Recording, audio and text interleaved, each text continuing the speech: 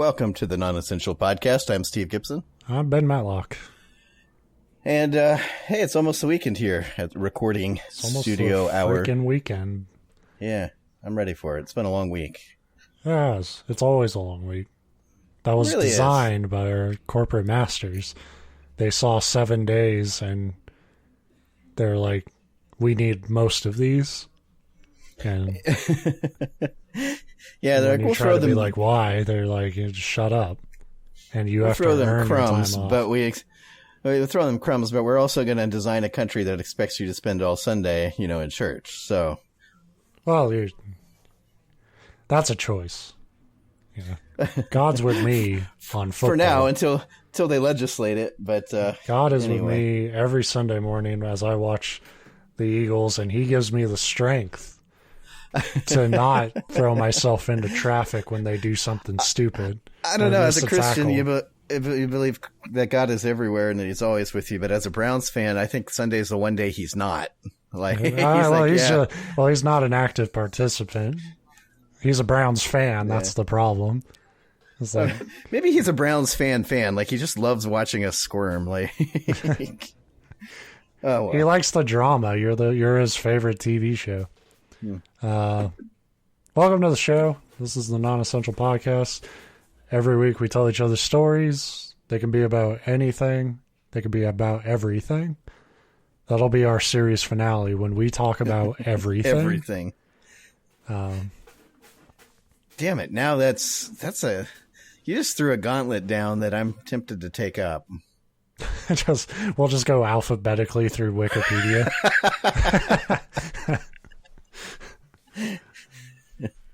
I hope you got your pee bucket ready, Ben. This is a long one. It's all right. I got 6 Gatorades here and a box of Cheez-Its. I'm ready to go. Yeah.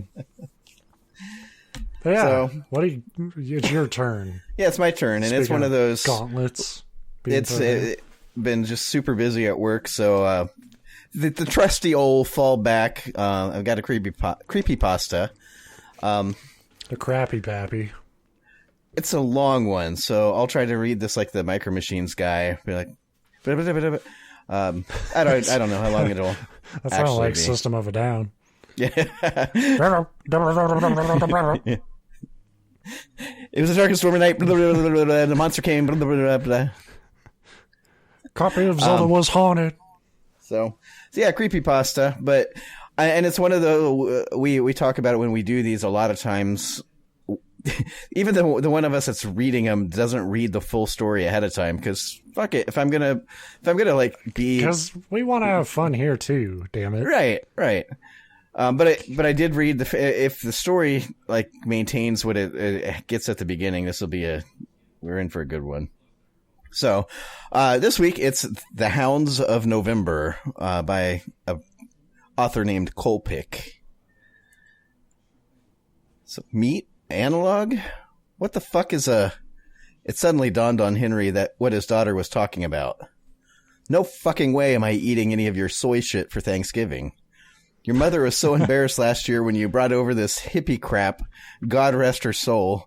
She asked you to bring a squash casserole and you showed up with stuffed squash with acorns in it. Do we look like squirrels to the old man's whole body tensed up? Oh, shit, he said in a strange voice as he clutched his chest and gave his daughter a frightened look. The added pain in his neck. Oh, shit, I am a squirrel. Squirrel. That's what I really thought the next sentence was going to be when I pulled this up. Oh, no. God damn it, how long have I had this bushy tail? And why am I just now noticing it? The added pain in his neck and jaw was all the confirmation he needed. He'd had 3 heart attacks before, so you could say that he was an expert at recognizing the signs. His doctor had warned him he probably wouldn't survive a 4th one. Stop getting pissed over the most mild minutia, or the next one could take you out. Especially when it's health food. It's like, if I have another heart attack, I'm going to die, but god damn it, I'm so pissed off about... I'm not eating fucking soy and nuts. I'm not a squirrel. I'm a real boy. I'm a man. I'm a human being. Dad, what's wrong? Oh my god, are you having a heart attack?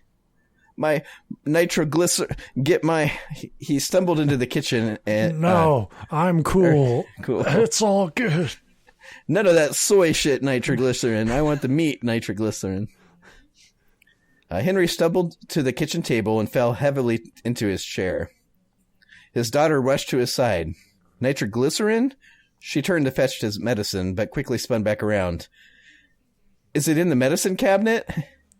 Henry was leaning back in his chair at the head of the table, clutching his chest, when the absurdity of his... like a ton of heart attacks. They sure don't know a lot about it. Yeah. Clutching his chest, when the absurdity of his daughter's question put the final nail in his coffin. She was standing there in a near panic, waiting for an answer, when he jerkily turned his head and said, "You are a moron." Those were his last words. Those are the last words he ever spoke. I like that. An honest question is like, oh, is it in the... You fucking moron, I'm dying. You could end the story there and it would be perfect. That's about where I quit reading. So like I said, I hope it maintains this. I don't think we will ever top it. I'm just like... I hope my parents call me a moron when they're dying. Like, yeah, the literally the last word. And what I like too is like, he's like, "You moron," and then immediately dies. So like, even if she knew exactly where it was, he would have been dead, because apparently he only had like 3 words left to live. But whatever. I liked the way he delivered it, though. Was like, it sounded more in my head. He wasn't like, "You moron." It was more like just for a brief moment, the pain was gone, and he just and it was just nothing in that room but judgment. Yeah, he didn't mean that question. Yeah, at that point, he knew he was going to die. He wanted to get his actual opinion of his daughter out. Like, your whole life, you've been a moron. Goodbye. Sally Ann Jankowski wasn't the son Henry had always wanted. She wasn't even the daughter he had wanted. She was a moron. She was... Right. I don't know. When I found out we were having a daughter, I was like, oh, I hope she's cute and a moron. Like... I think parents just want that for their kids. You don't want them to be smarter than you. Like, absolutely not. My ego is so fucking sensitive. I could never have my kid surpass me. Daddy, is Santa real? No, you moron. No. Like, you just wait for every little question or any stupid thing they say so you can point out how stupid they are. Your soy shit is why mother left. No, she was just someone he just didn't understand. She was fine up until her 12th birthday, but not too long after that, she started saying and doing the strangest things. Greenpeace, save the whales, and meat is murder were just a few of the inane things that came out of her mouth in a constant stream of what Henry could only interpret as idiocy. So Henry seems like a really cool guy. He's like, my daughter cares about stuff? That's fucking stupid. He's like way into like just bullying his kid. Like he didn't take the like cue that like actually you're supposed to raise that kid. He was just like, look at this fucking dumbass. You'll love this next line then. It would be unfair to say that he was a bad father or that he hated his daughter. Like, it seems that's like not perfectly unfair at all. Right. I promise you suck. Oh, no, sentence gets better. I'm going to start over. It'd be unfair to say that he was a bad father or that he hated his daughter, but he just didn't like her very much. I think if you don't like your kid, you're probably a bad father. I think if your last words to her are calling her a moron, that's hatred. Henry and Beatrice Jankowski were in their 40s when their miracle baby came along. It's safe to say she wasn't planned. Henry had come to terms with never having children. Beatrice was another story, though. A sadness laid hold of her heart when she edged towards the 40-year mark. I take exception to that. We just had our kid at like 30. My wife was 39. Although we got that a lot. Like, oh, you fucking elderly pieces of crap. Why are you trying to have a kid? You had just told me that you've multiple times been mistaken for her grandfather. As recently as Monday. Which was fucking hilarious. It's one of those things where you're like, hey, you son of... Well, fair assessment. Well, it actually isn't. That's why it's really funny to me. Well, It's like you have all the assumptions that people can make with you side by side with your kid. Like they like shoot right to the most like offensive. Like, look at this decrepit fucking mummy.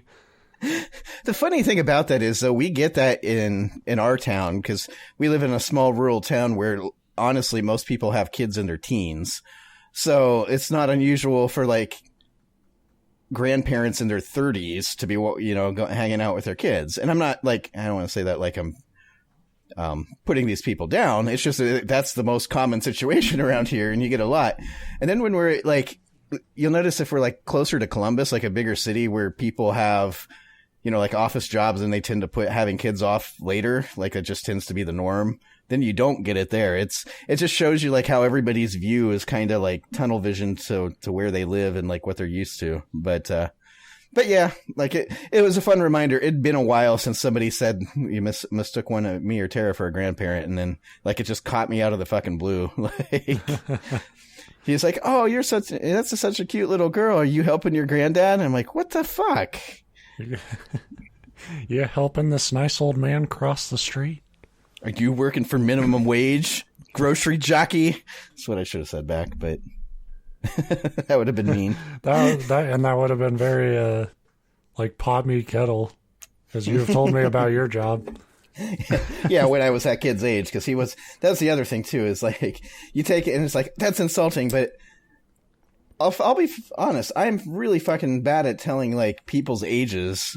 I'm really bad about kids, but especially when you're 16, because when you're like 16, anybody over the age of like 25 might as well be like 50. Like, yeah. So I get it, but it was kind of funny. It was like funny in that like, ha ha kind of way. Anyway. And I like the like poeticness of a sadness laid hold to her heart when she edged towards the 40-year mark, and slowly over the next few years squeezed the will to live from her. So that all changed one day at the doctor's office. Beatrice's absolute joy at the wonderful news totally eclipsed Henry's utter surprise. I get it. By the time, like, if you don't think you're going to have kids and you're in your 40s, you're like, fuck yeah, I'm buying a Corvette and a boat and a summer house. And they're like, guess what? We're pregnant. It's like, son of a bitch. I don't know about that. I feel like you should really get on the same page with your wife. Like, yeah. A radical thought, but maybe, if you're going to be like, well, can't happen, I'm getting a speedboat. Yeah, that's the thing. He's like, son of a bitch, I just bought that new toupee. I do laugh when people like plan to have a kid at a certain point in their life, because it's like, it'll always be like, it doesn't happen quite right away, and then something else will happen which will eat up a ton of money, and then that kid will decide it's time. Right. But because that's like anything else in life, though. I've noticed that just with other stuff. It's like, oh, our furnace went out, we need a new one. And like, as they're there delivering it, your car catches fire. It's like, what the fuck? Imagine if instead every time something bad happened, you had another kid. So by the end of your life, it's like, fuck. That's called Catholicism, Ben. I just have to run away from them all. So yeah, Henry was not. Hang on, totally sorry, happy. but how many kids do you have to have before you're not an asshole from running away from them? Like, what's the number? Like, if you have a nation, at a certain point, it's a threat. It's not like you're a deadbeat dad. It's like, okay, yeah. that's an occupied force now. In my opinion, I'd say somewhere between 3 and 4. Like, if it was 3, it depends. Are the kids like good and you just don't want to do it, or are they terrors? 4 it's definitely. Not about that. That's what I'm saying is like, take they could be the sweetest angels on the planet, but if there are 25 of them, you'll still probably die. If you don't. But the key there, Ben, is when you start to get enough of them, the oldest ones are old enough that you're not the parent anymore. The kids are parenting the other kids. So you basically just turn into this like... So you're telling me they have a commander now? Yeah, but... And the oldest one's going to want revenge because he didn't get the attention he wanted growing up. And he didn't ask to be a parent to the siblings. You just thrust it upon him. You got 25 people there who did not ask to be here. There's nothing more dangerous than 25 soldiers with nothing to lose. Okay, let's continue. It may be hard to believe, but it wasn't unheard of or even impossible for a parent to resent their child. Yeah, that's hard to believe. We never hear stories about that. He did love Sally, and he provided her with everything she could ever need or want as a child, except for love and compassion. And just general support. It was her teen years that really rankled in his mind. Almost 7 months after his wife of 54 years passed away, Henry was laid to rest next to her. The space of time between the deaths of Mr. and Mrs. Henry Chenkowski isn't even a speck in the greater scope of things. It's less than a speck of a speck of a speck, but if you count every hour, minute, second, and filter it through the complicated circuits that comprise the human mind, then it can seem quite immense. What? He's saying it's an insignificant detail in the grand scheme of things. Well, but he's saying, but to a person, it can seem like a long time, but it was less than a year. I think to any person, dying with less than a year of your spouse doesn't seem like, I mean, sure, I'm sure the days, like, you're probably, like, still in your mourning phase and then you die, but whatever. It doesn't sound like Henry was that sentimental of a guy, though. He was. He vowed vengeance because it was that soy shit. Yeah. He's like, I'm going to make my daughter fucking... He's like, I could kill my daughter, but then she's just dead and that doesn't teach her anything. Or I could die in front of her and blame her as I'm... Your wife would want to know you tormented your only child. Left her with, like, scars that'll haunt her for her remaining years. In that infinitesimal space of time, Henry, lost in grief, began to feed that dark corner of his mind, that little area that houses every perceived slight resentment and a moral consideration. An agitated, foaming sea of baleful thoughts, just right. I'm not smart enough to read this, jeez. Dashed again and again at the already heavily eroded shore of his mind. And those last months of his life, the old man became meaner and meaner in ever-increasing increments. Sally, who stopped by every chance she could to check on her father, put it down to old age and wondered if he was becoming senile. So she sounds like a saint, because he obviously, like, hated her and was getting mean, and she still, like, stopped in every chance she could get. Or she when most of us are like, well, stump and none of that could be. Maybe she was a moron. Landed. Yeah, like, right. She hadn't ever really gotten along with her father, but she knew he cared deeply for her. She came to terms at an early age with his inability to express his love for her, and instead interpreted it in how hard he worked to provide for her and her mother. While Sally filled his refrigerator with healthy meat alternative foods, he'd sniff once and pitch it in the garbage.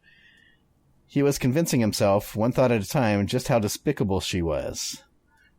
Well, I mean, that's fair, though. If somebody kept going over to my house and throwing away the foods that I picked out and replacing them with, like, that tofurkey. Celery and shit, yeah. Yeah. Now, it wouldn't work because I like some of that stuff. Yeah, I mean, I'll eat that shit. Well, here's the thing. I'll eat whatever you bring. Don't throw my shit away. Right, that's the part that would piss me off. I have an unhealthy relationship with food, and you don't get to come between that. Right. If you want to add to it, if you want to enable, go for it. Just don't, yeah. Yeah. What sane person doesn't eat meat? Man is at the top of the food chain. If she tells me how many years it takes for a plastic bottle to decompose one more time, I'm going to lose it. Oh, of course, her ringtone is, "Anything you can do, I can do better" song. Well, that's kind of 3 random thoughts strung along, like, fuck tofu and plastic bottles and that song. In the last month of his life, he said some pretty awful things to her, much worse even than his final words. Unbeknownst to him, Sally had begun to look into elder care options. Good for her. She was working up the nerve to mention the idea to him and searching online for ways to break the news gently. You don't break the news gently. You have somebody show up with a big, like, butterfly net and just, like, capture him and drag him off. And the rage-inducing invitation to have a meatless, joyless Thanksgiving with her and her husband hadn't stopped in his weak heart, then the conversation about old folks' homes probably would have. Sally eventually came to terms with losing both of her parents in her early 30s. That first Thanksgiving without her parents was hard for her, but at least she didn't have to listen to her father's meat-positive slogans or see her mother's polite but weak smile every year she brought over a vegan dish to add to the table. I hate having a supportive mother. Yeah. It's like, kind of like indulge your bullshit. Yeah, either yell at me or have a genuine big smile, not that in-between crap. Sally and her husband moved into her parents' house too long into the new year. So, yeah, I think she knocked him off on purpose with her vegan stuff because she wanted the house. At the same time, it's like if that fucking soy acorn shit kills you, then your spirit is weak. Sorry. That's true. Time went by and Sally began to have cravings for meat and other foods she had completely written out of her diet nearly a decade and a half ago. It made her a bit uneasy and reminded her of her early forays into the often confusing world of veganism. Her mother had tried to be supportive. Her father had been anything but. She didn't know it, but her husband was having those cravings as well and giving into them regularly. He was already on a second run through an entire off-limits section of the Arby's menu, which is literally the entire Arby's menu. I think they're like soft drinks have meat in them. The first shift employees at the Snow Road, Cleveland location knew him by name. That's always embarrassing, by the way. We go through stints where we eat out so much that, like, Tara's usually driving because it's her. We don't take my truck, we take her car, and she'll pull up and they'll be like, "Oh, hey, how you doing?" And it's like, don't recognize me. That's sad. Through willpower and discipline she had spent years developing, she managed to stick to her dietary way of life, even though some days were quite difficult. Her husband, Jim, just shrugged every time she asked him about the few pounds he had gained. She decided to cut back on the amount of non-dairy protein shakes, vegan chips, and cookies she brought home until he slimmed down a bit. Well, that's kind of bitchy. The death of her father had cast a shadow over the last Thanksgiving, but she had actually been looking forward to the coming holiday. She had made all of her and her husband's favorite holiday dishes, with a few adjustments to accommodate the new diet she had him on. It was really quite puzzling. He continued to put on weight, and yet he never seemed to be very hungry. By the time Henry had been in the ground for a year, the employees on both shifts at the local Arby's knew Jim by name. They were best friends now. He'd often show up with a ridiculously oversized cowboy hat, and she couldn't explain it. Their friends, Beth and Hank, brought a dessert and a vegan red wine. Wait, is there any red wine that's not vegan? Is there? I don't know. What the fuck is a vegan red wine? That means you're growing your wine grapes in like chunks of meat. It's like the planted them in ground beef. Yeah, I'm just really curious what wine is not vegan because I don't know. I guess it would be like a non-GMO or something, non-animal product. Yeah, soils and shit. Like, yeah, that's a stretch though. Just drink your fucking wine, okay? Right. No cows died for your fucking rosé. You yeah, freak. I mean, if nothing else, if you're using like animal manure, it's their shit anyway. That's the joke's on the animal. Then the animal wins. Jim and Hank watched. On us. Yeah, because we enjoy their shit products. That's what I meant. Everybody knows that I'm an idiot. They figured it out.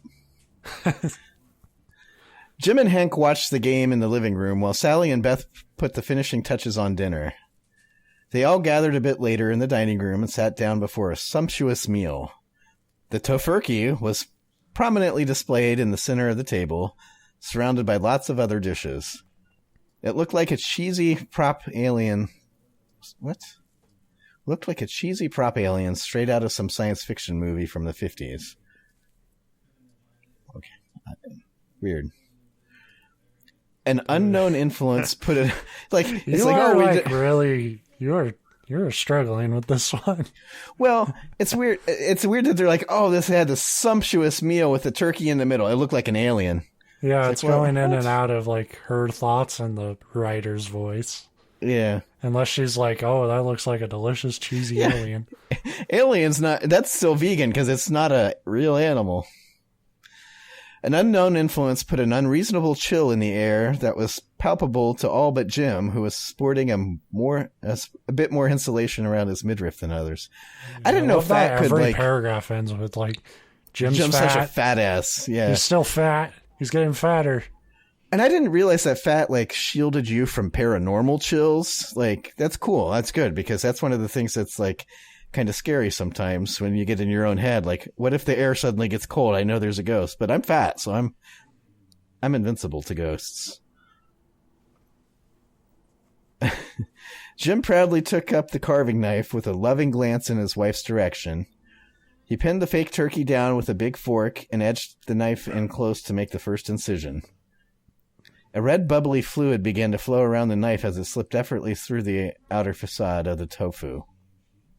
He looked up at Sally with an uneasy look on his face, but continued to slide the knife through the bottom of the platter. The hewn slice fell aside, and a curd-like red discharge poured from the lump of tofu that looked sort of like a turkey, but never would be in any world other than maybe Disney. That's a gross fucking image. YouTube's been recommending these videos to me of like cows with infected hooves and like what people do. What the fuck do you watch on YouTube to get that recommended to you? Nothing. Like, that's what's weird about it, is that they just showed up. All I watch is like football and like video game shit on there, and it's like, hey, maybe you'll like this. And you know what? They were absolutely right. I watch every single fucking one of them now, and it's the same thing, and it's disgusting, but I can't turn it off. I've got my next creepypasta, like my original creepypasta. Thanks for there's a guy that just like suddenly gets recommended this like weird shit from YouTube until he cuts his hand off to see if weird stuff comes out of it. Anyway, they all stared at the thing. Even the blue fairy could never abracadabra into a real turkey. A moment later, they wrinkled their noses in disgust as a horrible stench filled the room, like what you might imagine a buffalo's ass would smell like. I've never really imagined what a buffalo's ass smells like, but it's probably not pleasant. Put it together. Yeah, like wet fur and shit, basically. Like fresh spring rain. Oh, well, yeah, maybe that too. Bath and Body Works' new buffalo ass scented candles. Seasonal. Bad buffalo ass bubbles. Hank, glad to step away from the table for a moment, walked toward the sliding glass door in the den. I'm just going to air the place out a bit. He stopped before the door. Guys, which one of you left this door wide open? Jim and Sally looked at one another questioningly and then turned towards the den just as a coyote rushed past Hank and leaped onto the dining table. So it's like the Bumpus's dogs from A Christmas Story, but it's a coyote that wants to eat tofurkey. Everyone screamed and rushed from the dining room as the mangy beast mangled the tofurkey, scattering the cauliflower stuffing in all directions. Dishes heavy with food crashed to the floor. Wine glasses sloshed their deep red contents onto the walls, lace tablecloth, and newly installed off-white carpet. The four frightened adults ran down the hall and locked themselves in the master bedroom. I like that you lock the door for a coyote. You don't know. You give him the house. Beth wouldn't stop shrieking until her husband shook her to death. Oh, just shook her. Sally and Jim are... Again, way better ending. Yep, the end. Tofurkey kills you. I just thought you could just have fucking every sentence end to death. Sally and Jim argued over whose stupid idea it was to insist that they have dinner free of smartphones. Hank grabbed the old rotary phone from... Why would you still have a rotary phone? Oh well, from beside the bed, but let it clatter to the floor when he realized it was just a decoration. Hank's Son of a an bitch. idiot. He was literally going to be like, operator? There's a coyote in my den. We haven't paid a landline bill in 8 years, but I assume this still Detective Buck works. Constable down here right away. There's a coyote loose. Eating my tofurkey. That's right, tofu turkey. It looks like an alien. Nobody had a landline anymore. Jim put his hands on Sally's shoulders and looked her in the eyes. The gesture was a sobering one. They turned in unison and moved a hand in towards the window. Their eyes, their only means of egress. Why would you give each other this, like, horrific, like, startled look, like, oh my god, we have to go out the window? It's like, yeah, it's a hole in the wall. Step out of it. Uh-oh. Sally drew back the curtain to reveal a snarling coyote balanced on the window length planter. Hate and hunger expressed in its yellow eyes. She screamed and fell back onto the bed as it slammed against the glass. Jim quickly slid the curtain shut and yelled to Hank, "Help me get the wardrobe in front of this." While they barricaded the window, Sally rolled across the bed to the dresser and started to push it in front of the door. I really love... Like, I get that this is going to be a horror story, so it's going to be like, basically like The Birds or Zombies or something where they'll stop at nothing to get to these people. Yeah. But my reaction if there was a coyote outside my window wouldn't be barricade the window. It'd be like, thank God the window's closed. It's not getting in here. Like, most animals won't just slam themselves repeatedly into glass until they break through. Yeah. Now, as it started to do that, then I'd be like, well, fuck, I should have been more scared. But Yeah. anyway, Sally rolled across the bed to their dresser and started to push it in front of the door. Beth was sprawled on her knees, hunched over the toilet bowl, puking her guts out. And I like to think that it's not like a master bath. It's just that they have a toilet in the bedroom. The corner toilet. Her disgusting retching, the frantic snapping, yipping canines, and the scraping and squeaking of heavy furniture moving across the hardwood floor blended together incongruently like an awkward soundtrack of some sort of weird fetish porno. Not that I score those in my free time. That's what they found under the dresser when they moved it. They're like, here's where you keep your woofing, puking, screeching porn. Coyote Puke Fuckers 3. Once the room was secure from the coyote team running rampant through the house, Hank tried to coax Beth out of the bathroom. She slammed the door in his face and blurted out, "I've been fucking your boss for months. Good as time as any to come clean, I guess." I mean, did I miss something? Like, dinner got, like, ruined and she's like dying and like, I'm gonna blow up my whole fucking life. Yeah. Honey, come on out of that bathroom. We'll keep you. I fucked your boss. Get out. It's like, oh, whoa. That escalated quickly. I'm going to go back to this puking woof porn. Her sudden outburst rendered him useless for the rest of the ordeal. Hank turned his back to the bathroom door and slid down into a blubbering heap. Jim and Sally clutched at one another and looked deep into each other's eyes, but no more ideas came to mind. I like out of the four of these people, not a single one of them has any sort of like survival instinct. They're all just like, fuck him. Well, they're already under the impression these are coyotes. Right? Right. Nothing has changed. I didn't miss something that they became fucking monsters. Nope. Coyotes are very dumb. Like, Yep.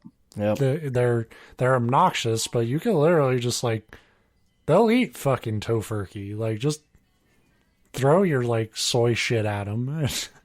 Like, yeah, and if they're like rabid and snarling even, I could be like, well, shit, we should probably stay in this room until they go away. But like, I wouldn't lose my fucking mind. If an old woman with a broom has a chance of fighting off a coyote, you don't have an excuse to be like bomb sheltered up and like going insane because a coyote's outside. Like, Sally and Jim took their cyanide pills and said goodbye to each other. Oh. They called out to Beth, but she wouldn't answer. She just laid on the cold bathroom tile and whimpered incoherently. Hank just wrapped his arms over his head and drew his knees up to his belly. Like I said, heroes, a lot of them. The only if movements... my chick told me she was fucking my boss, I would probably just leave because it's just coyotes. But I get why he's out of the picture now. Well, either you just leave or you throw her out to the coyotes, right? You're like, well, fine, you take them. Just pick her up and place her, and human shield time. The only movements he made was when he occasionally wiped the sleeve across his running nose. The coyote at the window finally left because he's just a fucking dog and he can't operate a window. And went around to see what the others were up to. Like, hey guys, what's up? How's that tofurkey? Its departure did little to console the people trapped in the bedroom. Jim listened at the door and surmised with very little certainty that there were at least 5 coyotes wreaking havoc in their house. They both concluded that the window wasn't a viable means of escape. There were too many of the monsters to outrun. They decided that all they could do was sit back and wait for help from the outside world. Which is smart, because now Jim knows the employees at Arby's so well that when he doesn't show up for his hourly roast beef, be like, hey, our best friend isn't here for his beef and cheddar. Let's go check on him. Let's go save him. Unfortunately, the high school pipsqueak that shows up with the beef and cheddar in his pocket gets immediately mauled by the coyotes who want the beef and cheddar, but The hours snail walked by as the constant yipping and growling began to work on their frail psyches. Jim continued to listen at the door while Sally laid on the bed and counted the swirls and imperfections of the textured ceiling. They're in the guest room now, probably tearing up all my first editions. These nasty fuckers are having a good old time. Just then, one of the beasts slapped against the door, causing the captives to jump out of their shivering skin. I like that they're terrified, and she's also complaining about them eating her books. It's like, oh my god, I can't even function properly, and we're yelling out things about, affairs, and they're eating my damn books. That would be what would bother me. They're fucking with my shit. I didn't fuck anyone's boss. See, I am prepared for this because I don't have first editions. I have a Kindle, like the rest of the people in the modern world who eat meats. Shitting on my Kindle. God damn it.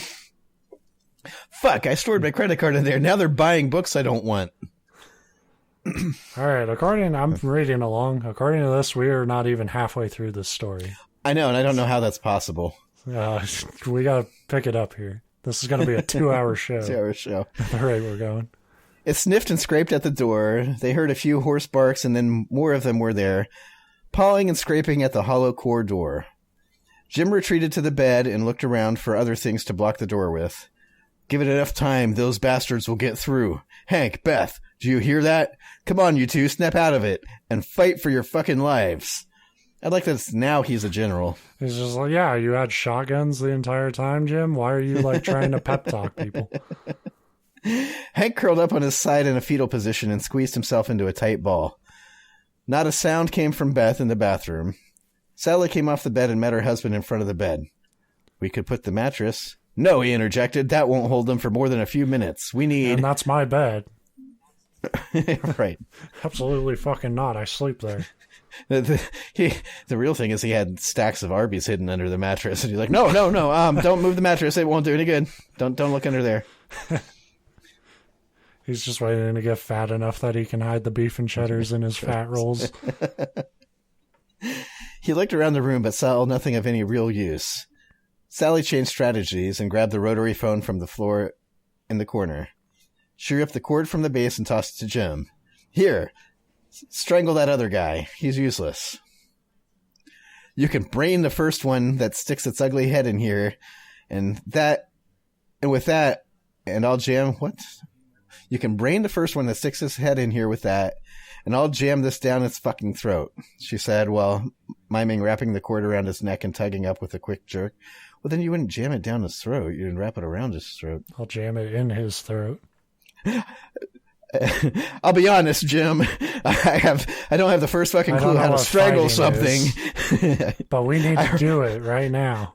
I heard about it once in a naughty cartoon. but I think I can figure it out.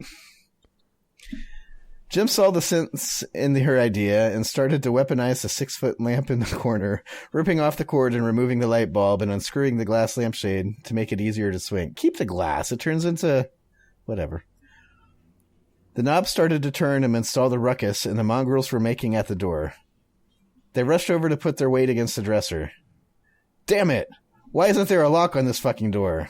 But you said you locked it. Oh well. If they can get the door open, we might be able to push us. If they can get the door open, they might be able to push aside the dresser, Jim said in a panic. Sally, talking much louder than she needed to, asked, "Could just 5 of them do that? They looked pretty scrawny." Jim shook his head. "I don't fucking know how many of them there are. I was just guessing. There could be 20 for all I know. How many coyotes are there in a pack?" "That depends. You can buy a 12-pack or a 24-pack, Jim." But Dad was right. Like, she's a moron. They're all morons. Yeah. And apparently it's because they're vegans. It's probably the moron. A sickening, twisted laughter came from the far wall. They looked over to see Hank standing by the wardrobe, laughing hysterically. Neither of them had seen him move from a spot on the floor. Jim put a fake smile on his face as Hank grabbed a hold of the wardrobe. "Hey, buddy. Good to see you up. Don't do anything drastic now. We need to..." "Oh, shut the fuck up, Jim. Acting so fucking tough and proactive. You don't know what the fuck you're doing. None of us do. Well, I'm sick of just waiting here to die. I'm making a run for it, and you two should too. Just leave that cheating bitch in the bathroom. Let her get hers." With that, Hank heaved against the wardrobe and toppled it to the floor with a loud crack. "Wouldn't you at least make a run for it out the window that doesn't have a coyote in it instead of like, I'm running right through this fucking pack of coyotes?" Well, no, that coyote left. Well, that's what I mean. Oh, I guess I was picturing him moving it away from the door so he could run out the door. I guess he's just clearing the window. I get it. Yeah. I'm the idiot. He ripped the curtains off the wall, slapped at the window latches, and slid it open. Jim grabbed at Hank, but he just elbowed him to the floor and climbed out the window. Then he hit the ground hard, leaped up, and started running towards the front of the house to his car. The noise outside the door stopped as the old window crashed and the glass shattered. Well, fuck. The shards should have fallen both into and out of the room, but every shard shot into the room like darts thrown at a dartboard and embedded in the opposite wall. Luckily, none of the projectiles hit their mark. Jim was laying on the floor, and Sally was on the floor as well, with her back against the dresser. Several shards were sticking out of the dresser, just above her head. Suddenly, the cracking of the hellhound's nails on the hardwood floor started up again, and Sally yelled out, "They're after him. What should we do?" "Well, if you're smart, you'll let them chase him as you guys take off in the opposite direction." It's called the old live bait maneuver. Jim climbed to his feet and looked helplessly at his wife. None of this seemed right to him. The wheels in his head began to spin rapidly like a centrifuge. "Coyotes don't attack people like this. That window crashed down like it would if someone slammed it down with all their might, and that glass flew like it was aimed at us." He started to think back to the strange occurrence with the tofurkey when the screaming coming from outside violently shook him back to reality. A sudden, sad sureness came to his face. "It will take us too long to lift the wardrobe. Here, help me with the mattress. It won't keep him out for long, so we'll use it to funnel them to me, and I'll kill them one by one as they enter." Sally looked at her husband. Neither of them could pretend not to hear the screams of Hank as the chaotic canines ripped him to shreds in the yard. Jim grabbed hold of Sally and said, "All we can do now is keep that from happening to us. Are you with me?" Whatever she saw in his eyes convinced her that he was serious, and in that moment she knew she'd be willing to die defending her if it came to that. He'd be willing to die. She nodded assent. He kissed her forehead, and then they both set to preparing their defense against dogs. They pulled the mattress off the bed and propped it against the window. Then they raised up one side of the bed frame and flipped it against the far wall and the dresser in front of the door to the hall. Sally took up her position to the left of the window and pressed her back against the mattress. The cord from the rotary phone dangled down from the handset, gripped tightly in her hand, and lay draped across the floor. The curly cord turned and twisted as she shook in fear of what was about to come through the window. She was too aware that the beasts threatening their very lives weren't plain run-of-the-mill coyotes. Something she couldn't explain was at work here, something sinister and unnatural. Jim stood to the right of the window. He stared through the narrow gap between the wall and the mattress. with the tall, unwieldy lamp gripped tightly in his hands. Jim heard the clatter of canine nails on the hard surface and knew one of them was on the planter, poised at the window. He raised his left hand to warn his wife to get ready. A coyote with a scar across its nose poked his head through the window and began to growl low in its throat when it saw Jim. It pushed against the mattress to make more room for itself and dropped down with a quick turn and rebound off the big cushion. Jim raised the heavy base of the lamp as the beast lunged for him, and he brought it down upon its head. He drove his makeshift warhammer down hard with all the strength he had, and then gave it a twist once the beast was pinned on the floor. As he heard its next snap, he thought, maybe we'll make it out of this alive after all. I imagine there's just like one fucking like farmer dude who's like shot 1 million coyotes in his life, just watching all this happen. Yeah. You know what you need? It's a 12 gauge. You know, there's literally sprays that will ward these fuckers off. His victory was short-lived as another one came through the window. This one hit the mattress with the force Sally didn't expect. She managed to hold the barricade upright, but Jim wasn't as lucky. The mongrel planted its back feet against the mattress and launched itself at Jim's face. He raised his weapon up a split second too late, and the beast hit him full in the chest. Jim slammed into the wall behind him, with the beast snapping its jaws just inches from his face. Whether he dropped his long cudgel by accident or on purpose as he slid down the wall with the beast on his chest doesn't matter. Dropping it and grabbing the beast right under its front legs kept it from sinking its fangs into its throat and tearing out its jugular. Sally yelled out to her husband and abandoned her post to rush to his aid. Thinking quickly, she wrapped the cord hanging from her weapon around the monster's neck and then dragged it off of him. He grabbed it by its hind legs and pulled as hard as he could. The beast was pulled taut between them until it went limp. Jim let it go and wiped the sweat and dog spittle from his face. He slowly pulled himself to his feet as Sally gave up, considering trying to extricate her makeshift garrote from the animal's neck. She pulled the handset free from the cord with a yank. All right, now she's going to beat some shit with a rotary phone. This is actually like some of the worst tendencies, I think, in creepypastas to like... This action sequence shit is just like... It's detail. Mm-hmm. It's like... It's just a bunch of fucking idiots trying to fight off little dogs. It's... There's not anything dramatic about this. Especially since at this point it's apparent that they might be like supernaturally like if aggressive. You can break their neck in like your first fight with them, they're not supernatural. No, like they said, they might be rabid, but they're clearly regular. And then they just pulled one to death, like whatever. You just had a fucking... For everybody else, this is just a Thanksgiving story of wildlife interfering. And thus far, it's convenient that only one wolf at a time is coming in, too. They're like, all right. And they're not wolves. That needs to be restated. Sorry. That Coyote. They are coyotes. Yeah, coyotes. And coyotes are, like, smaller than cockapoos. Like, they're fucking... They're yeah.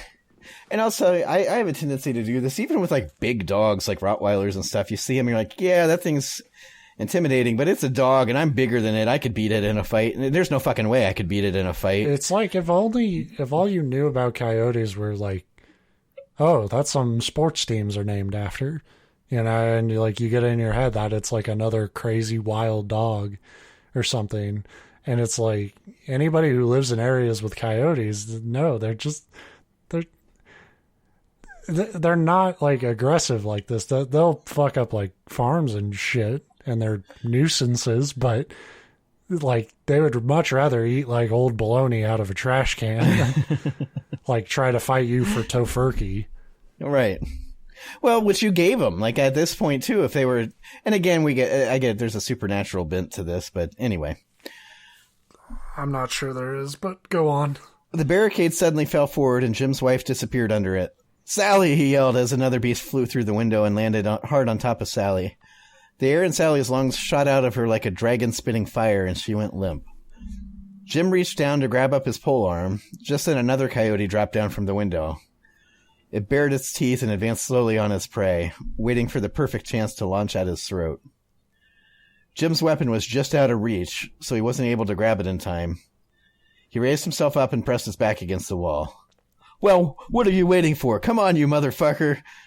The beast on top of Sally turned towards the bathroom as the door swung open. While Jim and Sally were fighting for their lives, a war was being waged inside Beth. She had been deathly afraid of dogs ever since a Rottweiler took a chunk out of her leg when she was just 7 years old. The strength to fight past her fears and do what needed to be done had hidden deep inside her for so long. All right, now the hero awakens. This story sucks. Now she needed that strength, but it was quite a struggle to draw it up from her depths. Finally, she went out and stood up from the bathroom tile. She picked up fistfuls of her vomit and used them as... No, she wiped the vomit from her mouth and grabbed the toilet plunger. Yes. She stepped on the plunger and yanked it sideways until the wooden handle broke free with a splintering snap, and kicked open the door with an ear-shattering war cry erupting from her.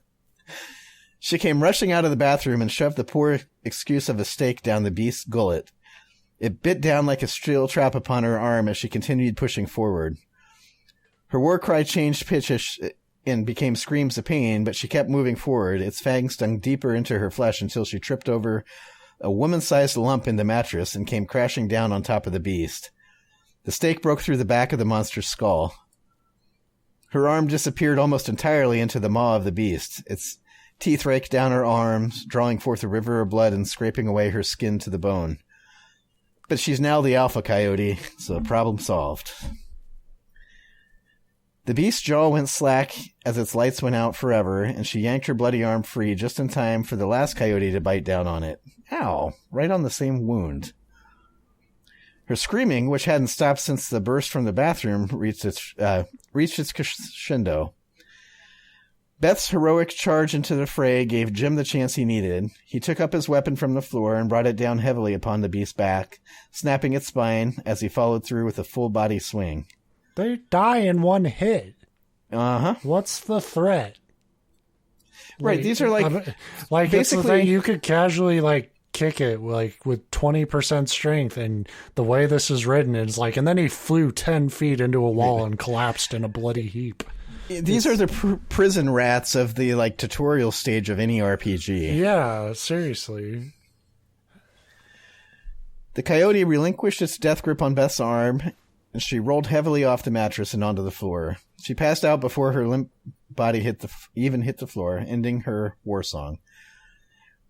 Jim dropped the lamp and rushed into the bathroom. He came back a moment later with a towel and knelt down beside Beth.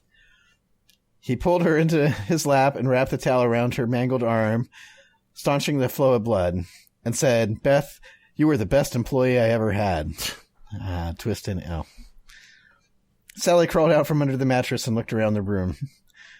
The 4 dead monstrous beasts, they weren't monstrous. You killed, like you've been said, you killed them in one hit. Coyotes, yeah. Turns out they were poodles. Our bad. Yeah, you killed the neighbor's dogs, you fucking shits. Now looked like nothing more than scrawny wild dogs, because that's all they were. That's all you ever described them as. She turned to her husband, and for the first time in hours, the tension in her entire body evaporated. Jim sat there on the floor, cradling Beth in his arms. The towel was completely red. Just then, they heard the loud blarings of sirens of police cars coming down the street. Jim hoisted up Beth and rose to his feet. Sally followed suit and walked to the window. "I'll go direct them. Wait here." Jim said, "Wait," as he crawled up into the window. "We made it, babe." "Yeah," she replied. "I guess we have a lot to be thankful for." Fuck this, man. Why is there more? There's not much more, but Jim and Sally recovered from the babe. They fucked right there on top of Beth. It's man, you're not the Evil Dead. Jim and Sally recovered from the horrors of the night eventually. They kept in contact with Beth, who was recovering nicely in her boss's home. Give a shit. None of them are likable. What the fuck? Why is there an epilogue for like 4 people who like the most interesting thing that could have happened to them was them dying from this somehow? And you only killed one of the 4. What's that about? Yeah, it's like,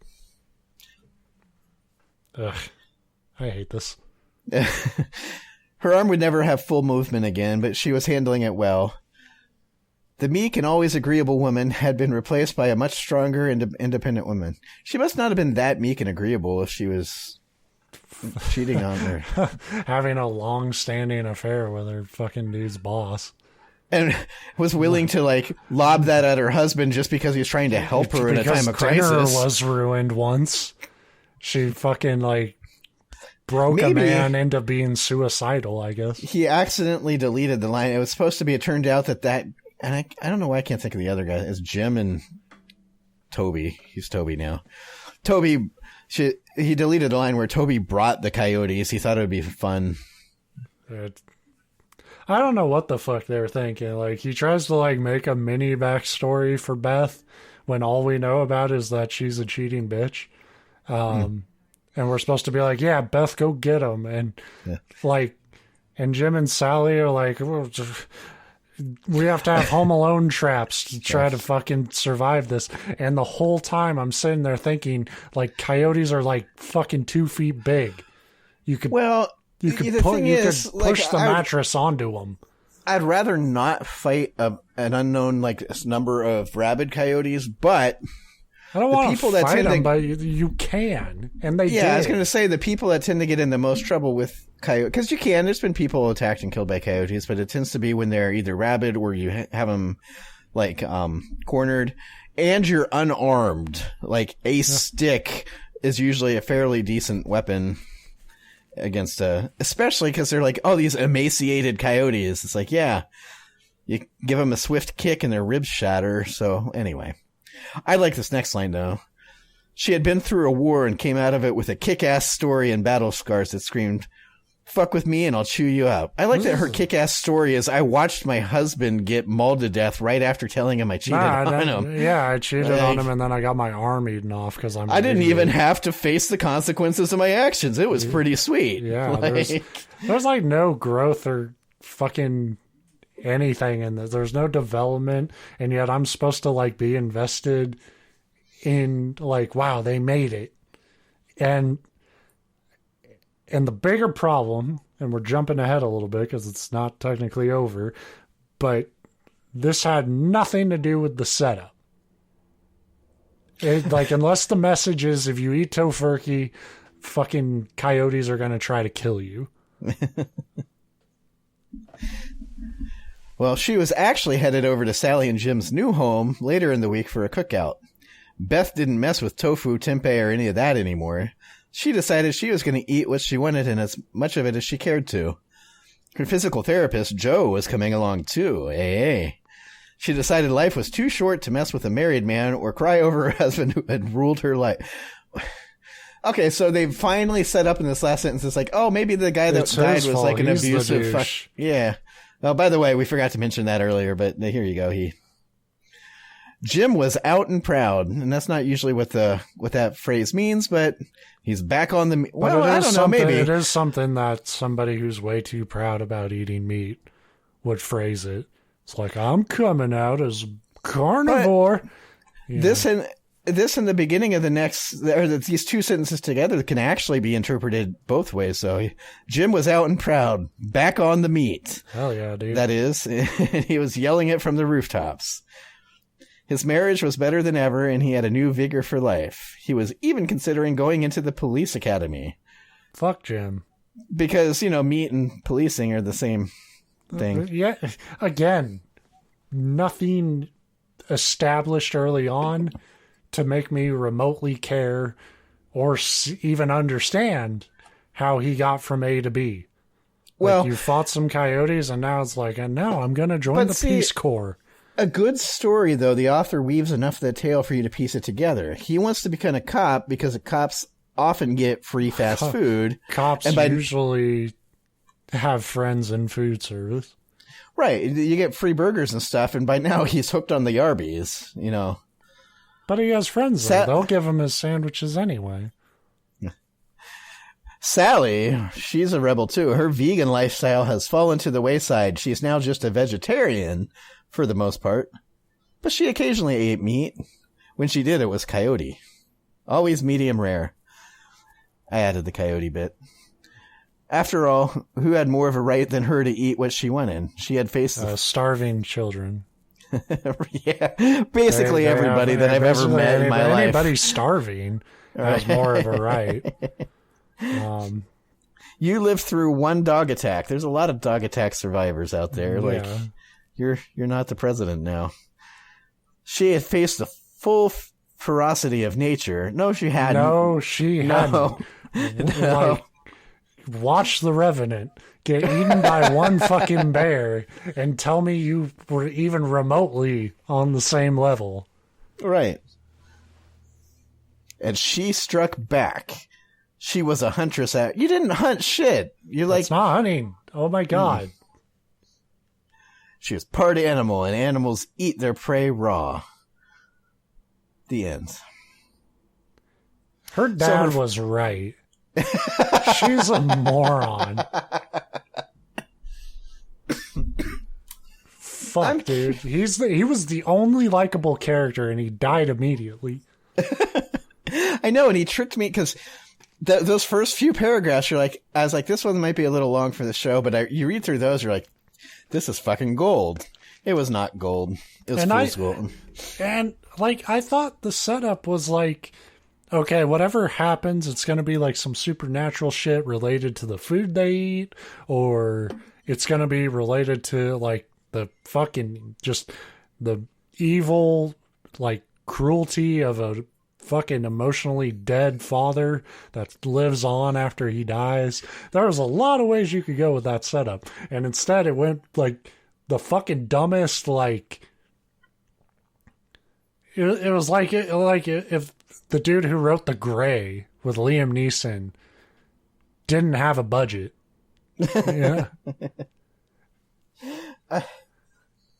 That's where it really, really fails as a creepypasta is, well, there's a lot of things, but it kind of hints at and starts to set up the paranormal aspect, who left the door open, yeah, and then there's nothing actually paranoid or supernatural about it. There's no. The only thing that I can guess would be the vengeful aura or spirit of the father is what filled these animals with this unquenchable hunger, and that's the same reason why she and Jim were craving meat. But you can't. There's letting your reader fill in the blanks, and then there's just you didn't set anything up. Yeah, you have to pay off on that. You hint at it, and the problem is you hint at it about 80% of the way through the story. You can't do that. And then you never pay off on it. So it turns into it's 100% a story her dad was kind of an ass, and she was a vegan, and he hated that. He died, and dogs attacked him. They lived. Now they eat too much meat, according to their doctors. And that's, and just it's something that actually, we're beating this story up for it, which I feel like I do a lot now when you pick a creepypasta. I feel like I become the shittiest critic. But a lot of movies suffer from this too, where it's they set up a survival plot, and regardless of how you set it up, I think you should have gone for something supernatural or done something to build up the tension here more. But the real thing your survival plot needs to be successful is investment. Yeah. And you have to want the people to survive it on some level, or at least some of them. And this story, I don't care. That's the thing is the we can joke about. The most interesting thing about them was if they had died. Right, and we can joke about they weren't necessarily bad characters that you're rooting for that died. They were non-characters. Exactly. They weren't done yet. Well, because you literally until the end of the story, after it was resolved, the only thing you told us about these characters were that they were vegans and that Beth cheated on her husband. Yeah, and so there's no, I would say saying they're underdeveloped is kind of the nicest way to put it. I would say you've made them all spectacularly annoying And that's all you've established about him is like one's a cheating bitch and it doesn't like you, and then you try to cover that later by being like, nah, the husband was an asshole. It's like, well, you have to establish that through their personalities, through the story. Otherwise you're just like, what the fuck is this girl's deal? And then like you got the other two who are completely defined by diet. Like that's, yeah, 100% there. There's nothing to care about there. There's nothing to latch onto. I don't want to see him pull through this because the situation is already not like interesting enough to be. And like, you started to like kind of maybe develop Sally at the beginning, where you see like how shitty her dad was to her, but like how she chose to like take it like, well, but I know he loves me, and like overlooking that. But again, you start that a little bit, but then leave it at a point where you're like, well, are you developing, like you said, it leaves you feeling less like she's a compassionate character that you should care about, and more like, well, maybe she is just a vapid like idiot that just doesn't. And the bigger thing, and we talk a lot about like the dramatic arc of stories, which like it's not saying there's this rule to writing that you have to do things in certain beats and make sure that every single thing fits this rule, but your characters have to change from the event that happens to them. Yeah, that's the whole point in a too. sensible way, and all that changes is their diet and how open they are about their diets. And and that Beth's fucking a single guy instead of a married guy. And like, that's not development. That's like cutting out, like you're trying to get from A to C, but you cut out B entirely because your B was just this, we were attacked by coyotes. So it was really an uphill battle for this story because you didn't have the tension or the scenario to like take characters that were so 2D and like make them appropriate vehicles for this stuff to happen. There was a lot of this like after the fact explaining too. Like I almost lost it at the part where they're like, Sally and Jim, or the husband and wife, are fighting off the coyotes that are as they're coming in, and then all of a sudden they're like, then Beth kicked the door down, and that took them by surprise because, oh, by the way, yeah, when Beth was 12, she got attacked by a dog. You're and okay. They're like, after the fact, now we're going to explain that you were really afraid of dogs. And Beth was like, the way this was written, Beth would have been like, you think I'd miss this party? And like, it's like, it took me. This is a Family Guy fucking joke. Right. That's exactly kind of what I was picturing. It's like Peter Griffin and like the chicken or something. Like, that's it. And but I feel like I'm going to have to cut a lot of this out. This is like the meanest I've been to a story. I don't think so. I think that the one person actually replied to us on Twitter was the meanest we've been, and it was like, oh, but that's what I keep thinking about is like, if this dude heard it and was like, oh man, they're really shitting on me. I will say, and I was getting ready to say, and this isn't because of what you just said, because I was just starting to say, I do feel like there's elements here where you could rework it into a pretty cool story. But then it makes me, every time we read one of these, especially when I read one, and it sounds like the most, like, I couldn't be more full of hubris when I think this, but it's like, I feel like I could take this and rewrite it and make it more interesting. So I wouldn't say I could rewrite it because I can't write shit these days because I'm lazy. But the thing I'll say about this story, I really hate how it turned out. And I think it's because in my mind it could have gone two ways. You have the conflict of the dogs and stuff, and the way that's written and the way these characters are throughout it and up to that point, it's a comedy. Like, you should write it as a funny story. And I don't think he really did it, like, he or she, like, I feel like they wrote it very just matter-of-factly action. I feel like the intro set it up that you actually had you had a lot of like ways you could go to actually try to make a horror story, but I feel like it didn't commit. And that's what I say when I say like approach. It makes me want to. Yeah, and that's what I say when I say it makes me want to rewrite it. I don't mean rewrite it with the same like ending and theme, like that kind of thing. Like it makes me want to take some bits and pieces that are here, and like we said, rework it. You like really pump some more paranormal into it. Cut out a lot of the middle shit because it didn't need to be. Or make a fucking slasher story with no paranormal shit, but make it about coyotes. And it'll be funny. At one point, you made the comment about this isn't the Evil Dead or whatever. That really feels like that's the kind of thing that this author had in their mind while they were writing this, which is fine if that's what you're going for. They missed it though. Yeah, because the Evil Dead had characters that were, they were either like they were great characters for what that story needed. But if you're going to mix that slasher and then like the offbeat like comedy, then you really need to pump out those cheesy lines, not just like at the end, like we made it, baby. It's you're pumping that shit out throughout the story, because you got to make it really, really, really, really clear that that's your intention. It has to be obvious that you're doing it on purpose. Yeah. Otherwise, it just looks like bad, filmmaking or writing. But so now that I've vented, because that was an hour of my life, let me say what we always say about these.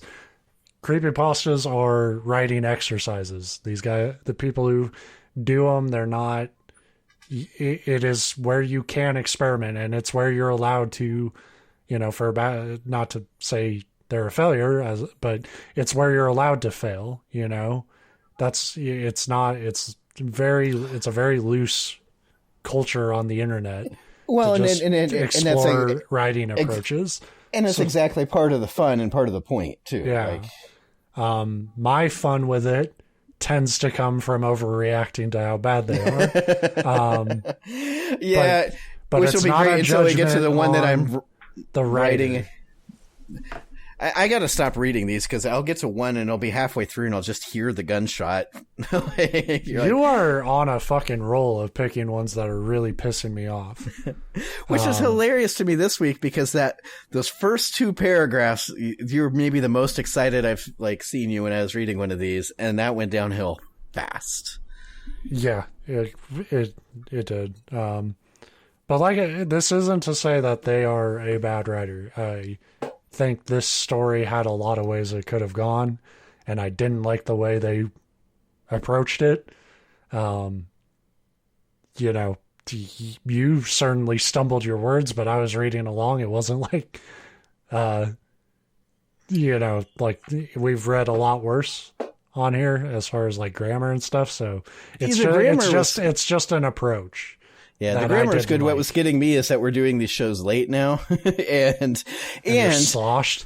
I haven't even got halfway through the one beer that I bring with me when we do the show, but you're a grandpa now, so that's enough to knock you on your ass. One of my criticisms of it was how this often you'd have the normal segments you'd be reading, and then all of a sudden they'd try to be like Edgar Allan Poe or something with these, she was desperate for a kid, and then she had the most joyous of summers on the shores of elation. It's what? And alas, we were riddled with endeavor. It's what does that even mean? And I get that's a tendency. It's a bad habit, but a lot of us writers, I say us writers, I've written shit in the last 3 years, but, a lot of times when you're writing, you want to try to flex those literary chops a bit, but I'm not smart enough for that. Don't do that to me. Just single syllable words. So just hey, I'm an asshole. That's the takeaway from these creepypasta episodes. But it is how I also have fun with them, so it's part of my sense of humor. If the writers ever do hear these episodes, don't take it personally. I'm embellishing a little bit. And honestly, if we didn't enjoy your works, we wouldn't do them on the show. Yeah, I mean, creepypasta at its core, how it started was dog shit stories. Like some of the stories we bring on here that I lose my shit about, it's like we haven't even really dived into like how this shit started yet on this show, which means I should probably do that, huh? Been the historic that mixes our themes on this show because we do a lot of history. Yeah.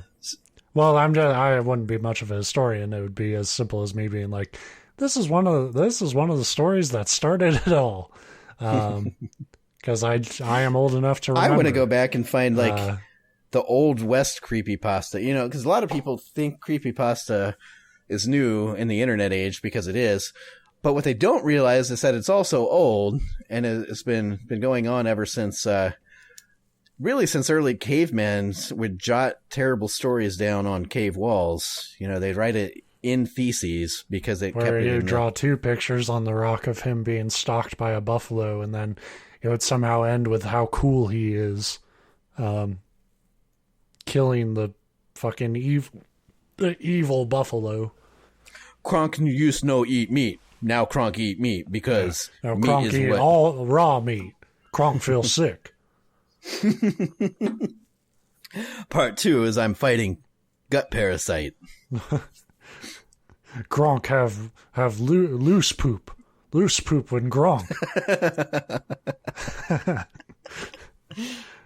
Anyway. All right. I'm done, I'm done apologizing. I fucking suck. I'm a mean person, but thank you for writing these stories, creepypasta community. They've kept our show afloat for years. So. You're a constant safety blanket in these trying and often busy times. But all my anger and bullshit, the overwhelming feeling is gratitude. So thank you for the stories. Thank you all for listening. I'm done talking. Do you have anything to add? Not really, no. Cool. I'm good. Fuck. Yeah, we'll be back next week, theoretically.